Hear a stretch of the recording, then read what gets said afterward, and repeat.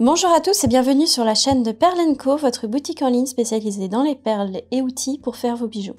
Aujourd'hui, je vous explique ce qu'est une perle de maintien. Vous cherchez un fournisseur complet en bijouterie, vous êtes au bon endroit. Perle & Co est une entreprise française située dans le sud de la France à Albi, destinée aux particuliers comme aux professionnels. Nous avons plus de 60 000 références disponibles sur notre site et tout ce que vous commandez sera préparé, emballé et expédié avec amour par nos soins depuis notre entrepôt ici à Albi.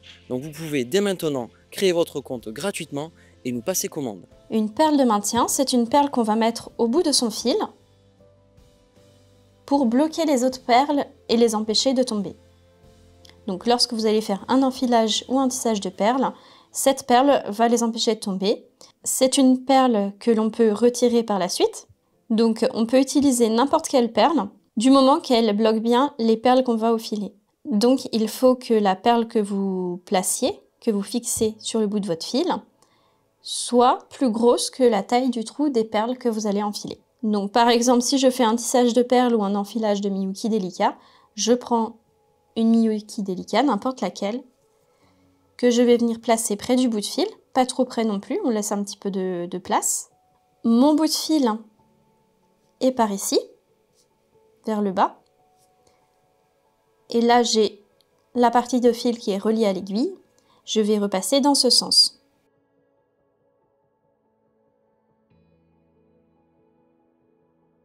Ça forme une boucle. On le fait une deuxième fois.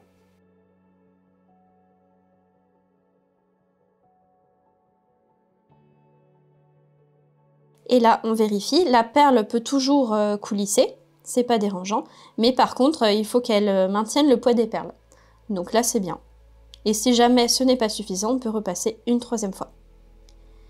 Ensuite, une fois qu'on a fini son enfilage, qu'on a fini notre création, on peut la retirer soit en repassant le fil, le bout de fil dedans pour défaire les boucles.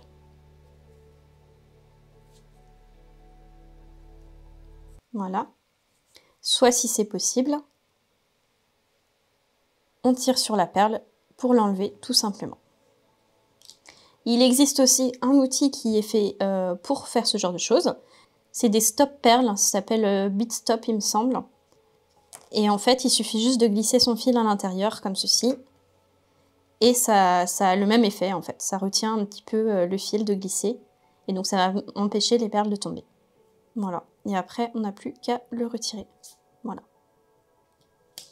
Retrouvez le lien vers le Bead Stop dans la description de la vidéo. Merci à tous d'avoir regardé cette vidéo, j'espère que cette petite astuce vous a été utile. Si c'est le cas, mettez-nous un petit pouce en l'air, un petit commentaire, abonnez-vous. À la prochaine!